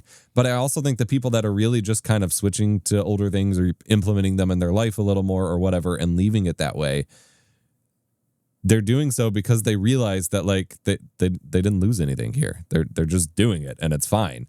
And you know, Annie Austin spends a lot of time talking about the pixel differences and all this stuff, but it is very much like once you're playing the game, you're playing the game, and then you're just playing a game. And in many ways, it's with a game's graphics updates or higher resolution displays or whatever, there is a brief period of like, oh my God, this looks incredible and blah, blah, blah. But then once you're really used to it, it's all the same. Like your brain draws connections and connects the dots, and it's all basically the same. And we're seeing in many ways like a stalling out of technology in that regard. Like we there was just a bunch of articles about how LG is basically calling it quits on trying to make 8K TVs a thing because no one is buying 8K TVs because there's just no reason to. And similarly, we're seeing kind of a pull away from the whole ray tracing direction. Obviously, AAA games are still pushing it a bit, but we're seeing a lot more smaller games not even bother, and we're seeing everyone kind of be like, you know what? I just want a good game. I don't care what it looks like anymore. I just want to have fun. And I think there is some spirit with all of the sensationalism and whatever we might complain about. There is some spirit of being happy with just plain old good experiences coming about these days. And I am so happy to see that. I think the majority of people probably listening just play and have fun and probably don't give it much more thought than that, right? Yeah. And that's important to remember. That is so funny that you mentioned that because, yeah, I was thinking about 8K content delivery. We just don't even have the internet infrastructure to support that. It makes no sense, right? We're already getting really crunchy, munchy 4K that's being streamed. So 8K is just going to expose even further the artifact stuff. Because it's going to be harder to do. And it's just hard to produce. Like, I have 8K video cameras, but like most of that value comes in making the 4K better, not like producing an actual 8K video. I'm trying to remember I know it's not an actual conversion, but doesn't 35 mil kind of max out around 5.6K ish? There's so much back and forth conversations about that. I've seen some that like analog, they're like 16K is the top out. Like I think it's whatever technology we have to scan it in the best at the moment. Everyone's like, oh my God, it goes up to this. It's great. And then people argue about whether lenses can resolve detail up to 8K or whatever. And meanwhile, like movies are shot on 200-year-old lenses that aren't optically sharp, and it doesn't matter.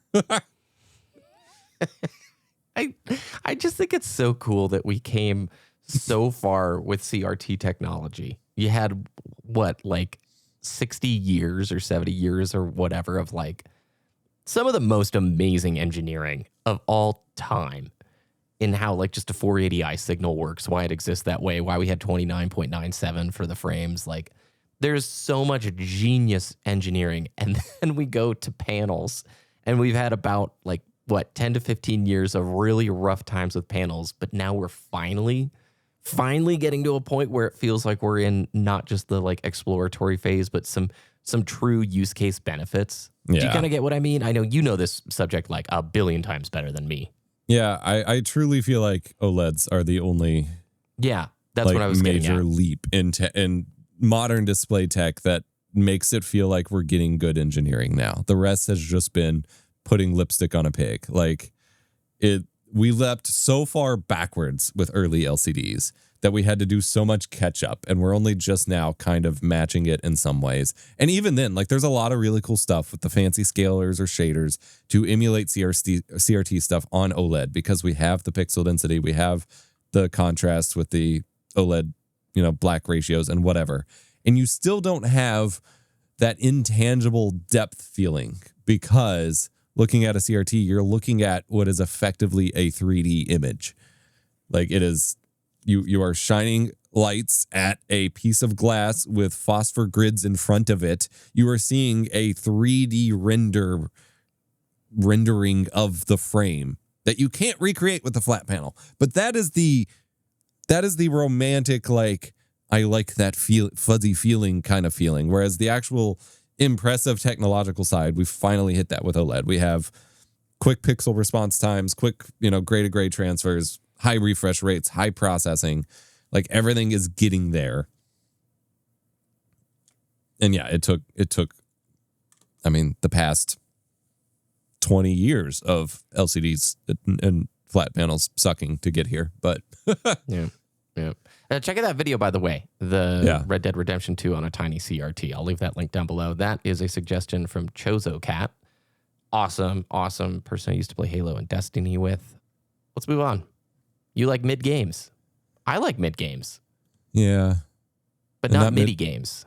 And not midway games, although I do like some of those as well from back in the day. Midway. But say the racing game, the California Racing or whatever. They were a publisher for all sorts of stuff. Like the early Gauntlet games I played were published by Midway. Oh, yeah. Yep. I see the logo in my mind. Yeah. Yeah. Anyway. But I can't think of one of their games.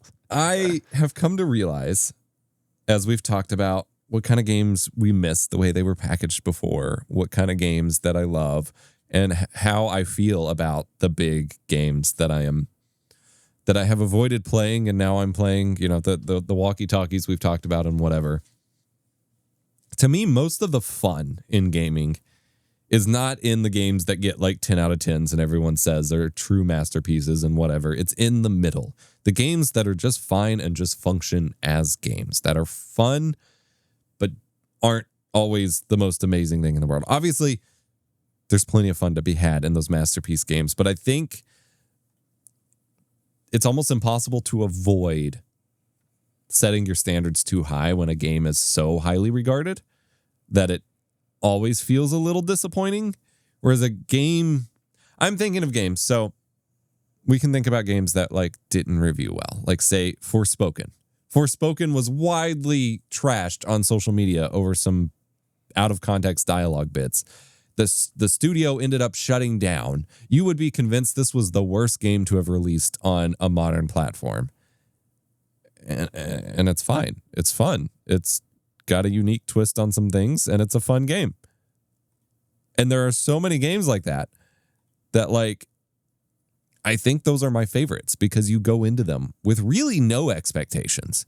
You're just like, I hope this is a game. I hope it's fun. I hope I can enjoy it. And you do. And like that is the transaction I want to happen with video games. And that sounds really dumb to have to explain, but I feel like we have talked before. Video game criticism from the masses, at least, has been so focused on it has to be a 10 out of 10 or it's just garbage. And you even see reactions to people who do, I don't like game scores, but people who do game scores, like, why would you only give that a 7 out of 10? Why do you hate this game? And it's like, that's still a really, really high score. And then there is a Polygon post from Giovanni. I follow him on Blue Sky and saw this, talking about swagless games. And it felt in line. I had already put this topic on the show notes before this came out, but then it seemed to kind of fall in line with that. Where like, he's kind of on the other side of the fence where he just can't get into what he calls swagless games, which are games that like check all the boxes gameplay wise and story wise, but like don't stand out and don't live in your memory. And the example he's using here is Code Vein 2, which has become a Souls-like anime action game. And like the first Code game stood out for its anime aesthetic, but at this point that's not unique. And otherwise it's Souls-like mechanics and whatever just kind of fall in line with whatever else is on the market. And to me, that's great. Like I always, if I enjoy, now I'm not huge into the Souls-like trend specifically, but I think this applies to any number of trends. Like if we've talked about before on the previous shows, like if there is a type of game that I enjoy, I want more of that. I don't want a game that's going to take the formula and completely change it up and turn it into something else. I want more of that idea. And so often, even within sequels of a given franchise, they're just like trying to reinvent the wheel instead of just giving you more of that. that when there is a game that comes out that is just another one of X, I'm like, yeah, give it to me. That's where I want to spend my time. I don't need every game to define a new genre or to blow my mind, because that's just not possible. Trying to look through my Steam library and see if I have like any games that I just love that the world doesn't. And yeah, I mean, now everybody looks back pretty positively on Mirror's Edge, but the game was like a 7, I think, out of 10. I don't remember it wasn't what IGN super popular at the time. And it deserves 7s and 8s out of 10. It's a really short game. The few segments that require combat kind of suck and are clunky, but it's a game that I beat once or twice a year, every single year for forever. I've gotten so much value and love out of a game like Mirror's Edge, which would probably be considered mid in its time. Now I think it's looked back on and everybody's like, why don't we get more of this? This is an incredibly cool, creative idea. It's one of those things that always gets appreciated long past its time frame, right? Mm-hmm. I guess if you're unwilling to take the chance to try something that could be mid, you may not find anything that you super love and discover yourself. If it's just a continual, right? It's same thing with film. If you are just going to go see the 2 or 3 big blockbusters that year and that's it, there's nothing wrong with that, but you may miss out on something incredible. That is a chance that I can say this way more often. There's tons of films I like that most people do not like. Yeah. And in order to find those, I've also had to watch a bunch of stuff I super don't like, where you take a chance and it just flat out sucks. And it's kind of hard with a game. And this is why I love short games, because I don't want to take a 25-hour risk. I don't have that kind of time. Now, I'll take a 6 to 8 hour risk. No big deal. Yeah. Like, I lost my mind last year playing through the 2013 Tomb Raider. That game was super fun, and I had no interest in it when it came out originally. Yeah. No, and I've preached enough on this show about my love for DMC Devil May Cry and its original, not highly received status. And for me, it's like, it's just another spectacle fighter. I want more of those. I don't need it to be amazing. I just want more of it. I want more of that loop. And I think to a lot of the survivors likes that I play, and it's easy to look at those and just be like, well, those are just more of that. And I'm like, yeah, that's great. I think to my love for Horizon Forbidden or Zero Dawn, when we played through it, we're working on Forbidden West right now. We haven't had honestly any time to play the past few weeks, but like I ended up falling for the story and loving it and whatever. But what stood out to me the most for a while was how much I loved the core like exploration combat loop, and how it felt like at least we used to have a lot more games like that. But the added production costs and time and everything to add in this crazy blockbuster level story to it means we don't get them anymore. And I would much rather have more of the playing element than the movie element if it meant I got more games. And like, that's just always been my personal priority, has been like, we can tone down the production quality of a game if it means getting more to play. And I feel like that isn't the popular way to go at the moment in terms of like how people handle reviews of games. I don't know. I look at like the Giovanni's piece references games like some of them I honestly haven't heard of, but like Mortal Shell and Lords of the Fallen, the second one, not the first one, because they made a second game with the same name. Because, but like I remember looking at those and thinking those games looked incredible because it was just more flavor on a fantasy RPG that we haven't got enough of until recently. And it's just more options to play. And it's easy to play something like that and be like, yeah, From Software did it better. And it's like, cool. If you've already played that, let's play more. It's fine if someone does something better. That doesn't mean you shouldn't also do it. I don't know. And that goes back to the thing I have harped on many times and harped on in the last party chat with regards to my dungeon crawlers, my Diablo lights. When I found out about that Fallout game that was set in the same engine as my Baldur's Gate game, I'm like, this is amazing. Of course, I want more of this gameplay loop in a different setting and in a different style. It doesn't matter that it's mid and it's not even a Fallout game. Like, it's just fun. as I'm browsing through this, I can kind of understand the feeling of when you're playing a game that's perfectly acceptable. And as you're playing it, your internal dialogue is screaming. If the developers would have just taken 5 to 10% more risk or pushed it in a couple of directions just slightly, this would go from perfectly acceptable to incredible. Yeah. And I think that's the sentiment maybe being shared here. I agree. There is like 7 out of 10s. That's a good game. That's a fun time. Yeah. That's an enjoyable experience. But you can't. I mean, that's not going to get the clicks or the views or the the same kind of attention on it in these mediums as like the genre defining stuff. And if you love a franchise, I can understand the desire for it to be like slamming. I think Code Vein 2 is coming in around like 7s and 6s from what I was seeing. I'll double check it here in a second. I didn't play the original, so maybe it was reviewed higher. I'm not stressed about the original. I'm just, you can't have 10 out of 10s without the 7s and the 6s for them to stand on. Like, you have to have a crowd to stand out from, or you can't stand out from the crowd. And I think playing the crowd is how you build up that experience to know that something truly stands out from it. And I also think about like specific games, like Halo 5. I would put it at the bottom of my tier list of Halo games. I absolutely, honestly hated it as a Halo game. As a mainline, this is what we're getting next in the story. This is what they built it up as, and this is what they have delivered to us. I despised it. I disliked almost everything about it. Coming back over 10 years later now, I'm actually excited to replay it soon if I find a functional modern Xbox in my house. Because you're going to play the campaign, bro? I am. Oh, buckle up. But I think it's a perfectly fine mid game as not a mainline Halo game. As a fun little short spin-off story, I think it's fine.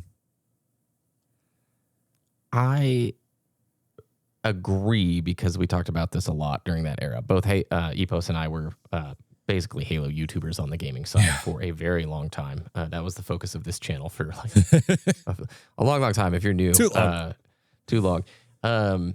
No, good years, a lot of fun, no complaints. But I'm going to divorce the campaign side of the product for just a second from this discussion. I believe if they would have named it like just Halo Guardians and not a numbered sequel, it would have been received phenomenally well.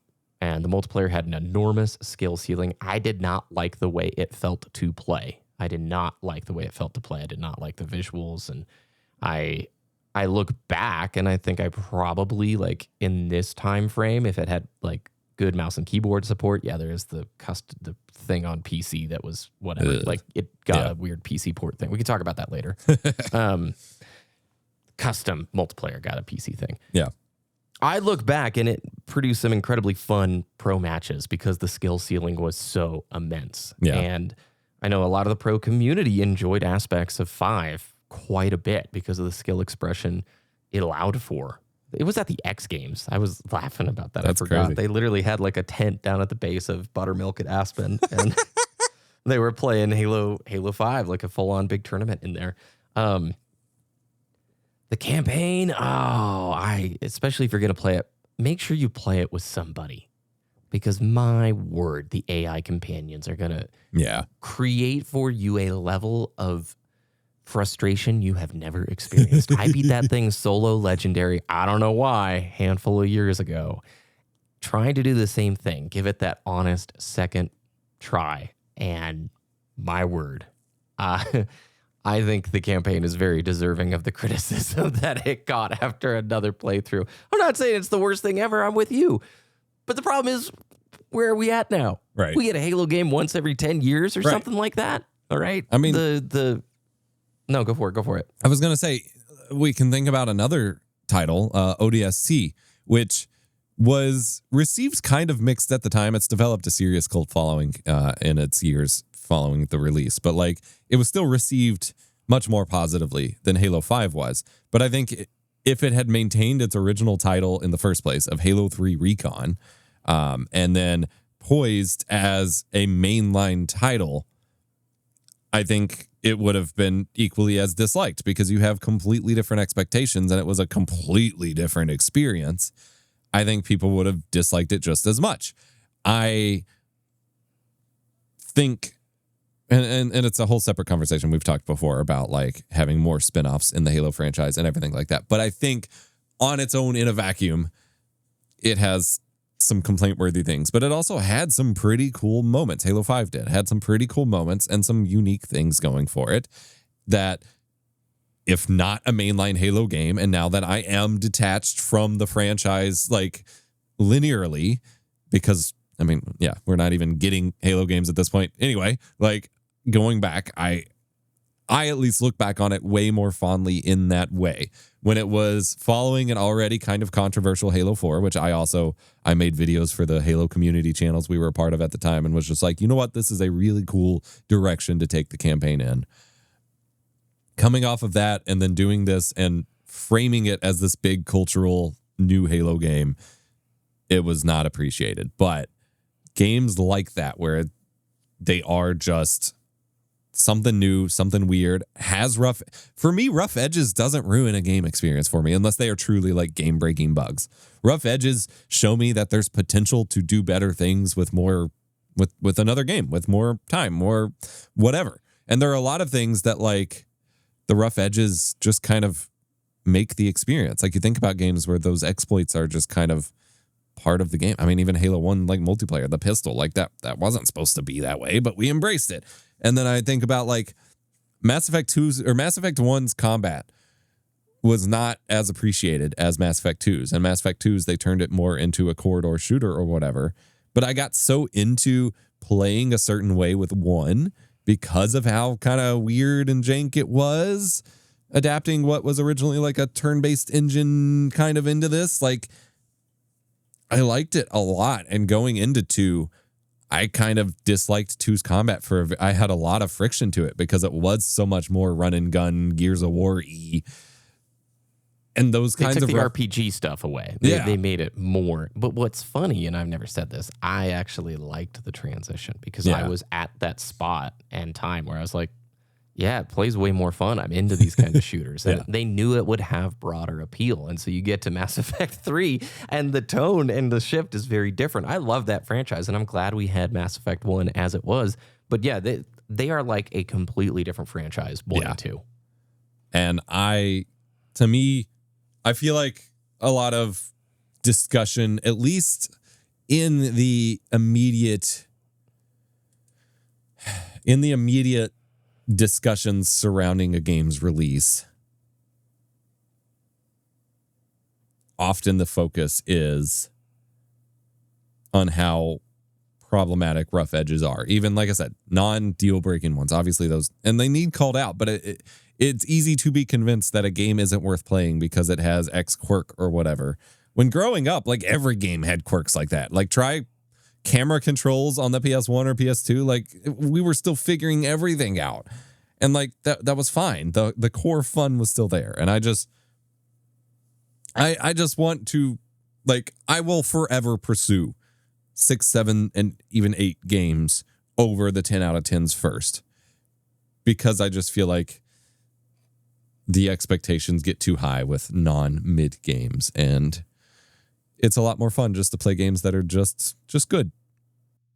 I really feel like the Steam review system is pretty perfect for all of this. Like the mixed, the positive, the very positive, the overwhelming, and vice versa on the negative side. I think if you just go straight to the source and go read, like right now, the Code Vein reviews, which is mixed on Steam. Code Vein 2, sorry. Yeah. You get a really good sense of like people who are actually playing the game, who bought the game. You can see how much time they put into the game, which is such a wonderful feature to see on the review. I was reading New Vegas reviews the other week just because like I wanted to see what the sentiment was coming back to the game with this new influx of people who are watching the show and wanting to try it out. And it was really awesome to see somebody just absolutely loved the game who had 90 hours and then see somebody who had like 5,000 hours or something silly talk about even more detailed things that they enjoyed, and just getting the perspective of like, oh, so this is a player who beat it once. There's the 22-hour player, and they liked it, and they liked these things for that reason. But the 90-hour person really liked it for these reasons. And I really think we have an absolute floodgate of amazing games. Too many to try in an entire year by far. You just got to go look and discover. And I don't know. I think most people are not just like, if it's not 10 out of 10 or 9 out of 10, not worth my time. But Code Veins 2 is $70. Yeah. I don't think there's anything wrong with people pushing back and going, hey, it's probably a fine game for a Steam sale, but not 70 at launch for me. And that probably plays into it too. Like, I don't buy games at $60, $70, $80. I'm buying them on the Steam sales. And so maybe that definitely like heavily influences my perspective on that, because I love going in and getting a game for 10, 15, $20. It's got mixed reviews. Okay, people just complain about a lack of depth here or whatever. That's not going to be a problem for me. I'm going to play it. And the perspectives are definitely very different when you pay $70 and do not feel like you get your value for it, because frankly, how could you? Yeah. Well, I'm looking at our show notes. We have a bunch of topics left. So why don't we pick one more? You let me know which one you want to hit on here in the last like 10, 15 minutes of the show.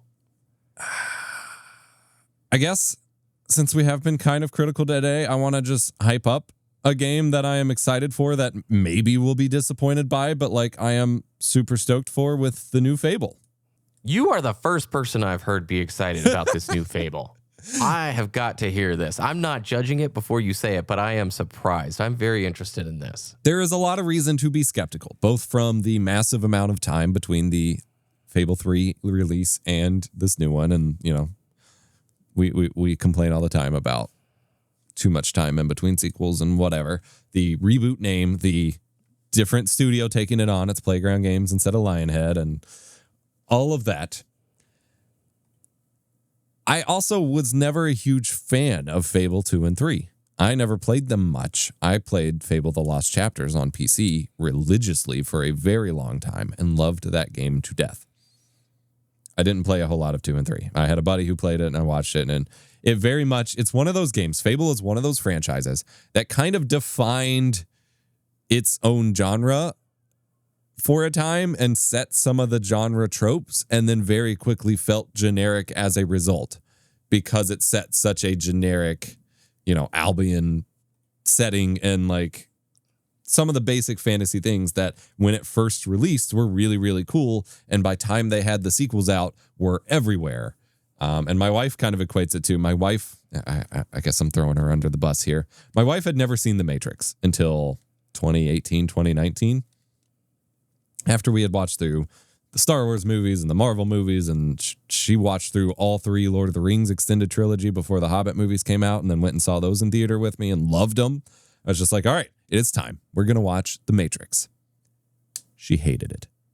No! Absolutely did not like it. Felt like it was so faux edgy and tropey and two guy coded and whatever. Tropes. And yes, it is that thing where like every single trope that it basically made standard, she had already been exposed to, and it felt so cheesy and generic because it was the thing that made those tropes what they were.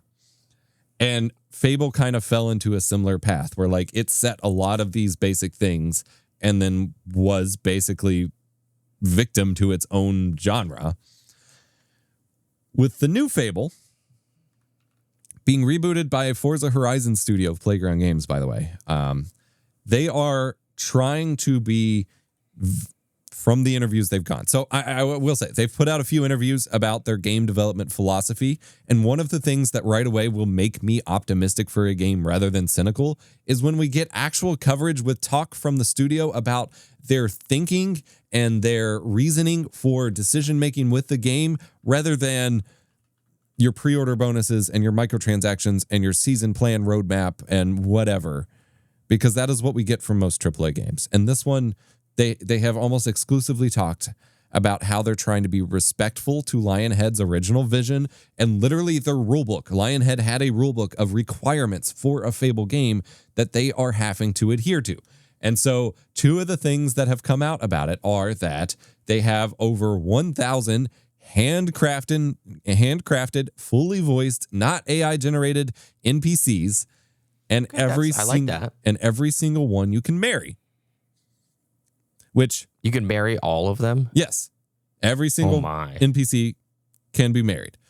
And obviously there are a lot of requirements to get there, and that's an absurd amount of things. But like, they are sticking true to the original rules that every character has to be interactable and has to be marryable, at least in terms of like the major NPCs. Yeah. You have to literally control your own world. You get to dictate your experience. And with the original The Lost Chapters, like, that was reflected in the decisions you make, literally like shaped your face on your character and how you looked to reflect those things. And the world reflected every decision that you made along the way through your quest. And similarly, every single building in the world that you can realistically, physically get to with your character, you can enter it, and it's a real building, and you can buy it.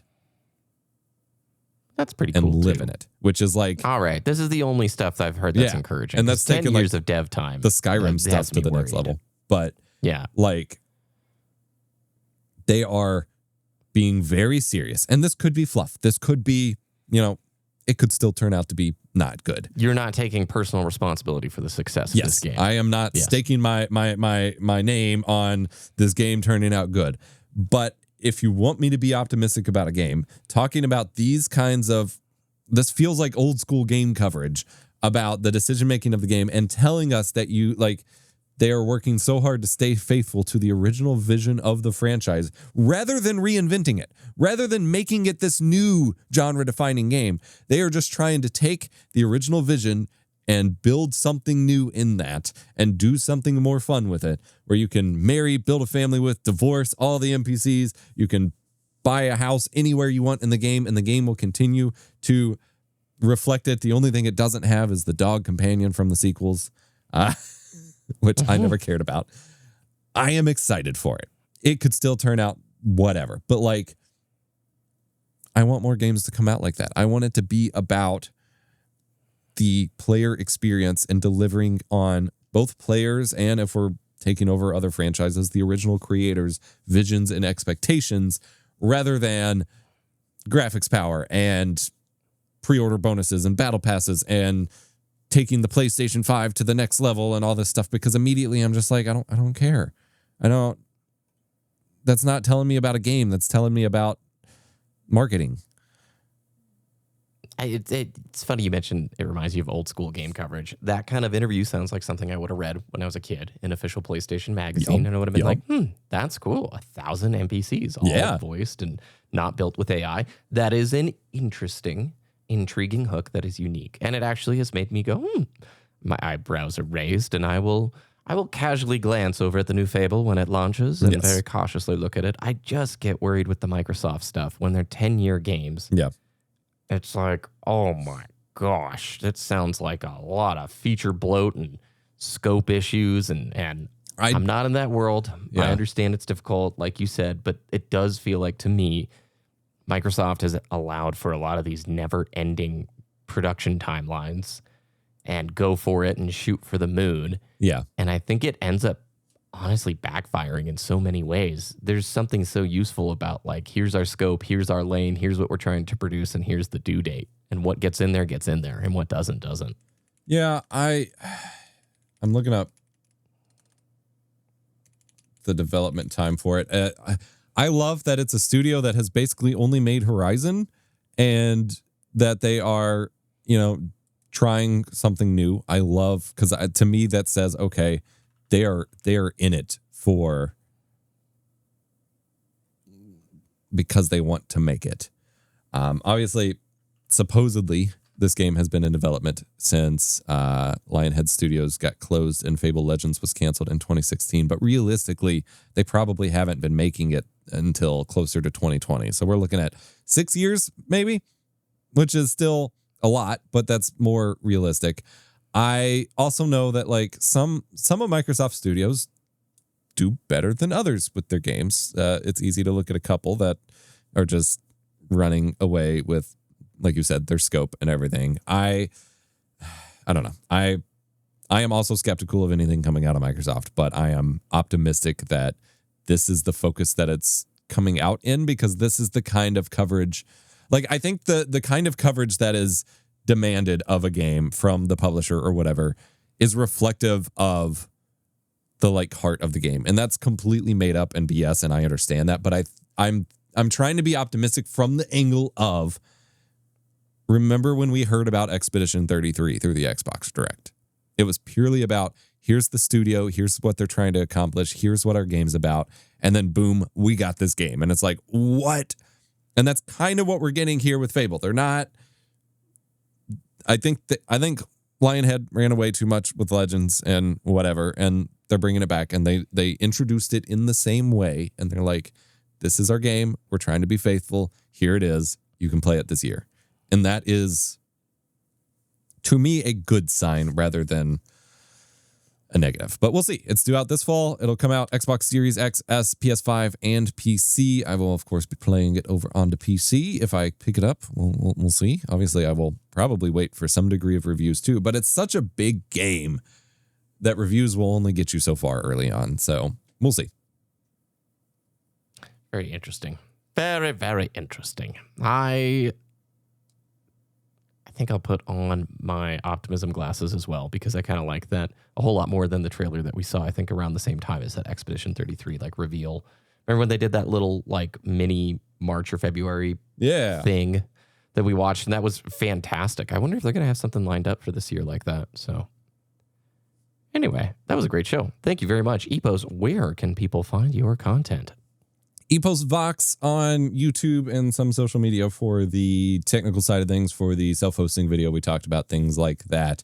Over on Lost Saves for gaming stuff, thoughtful gaming. My ringer is going off. My phone is set to silent. I don't know what's going on. I feel like I want to leave that in because that's like a groove right there. So I have no idea how that's happening. Regardless, Lost Saves for thoughtful gaming stuff, nostalgia gaming, blah, blah, blah. And then gamer.dad is my thoughtful, intentional gaming blog thing I've started recently. We've already got a contribution from someone else, so it's not just me talking about gaming as a parent, thoughtful gaming, respecting your time, kind of the stuff we talk about on here, but in written form. I love it. I was yawning. I'm sorry. It's Wednesday. I'm a little tired. Thanks, everyone, for listening. All the links for everything will be down below. And leave your thoughts and comments also down there, because we read them and we respond to them on the companion podcast, The Party Chat. Yeah.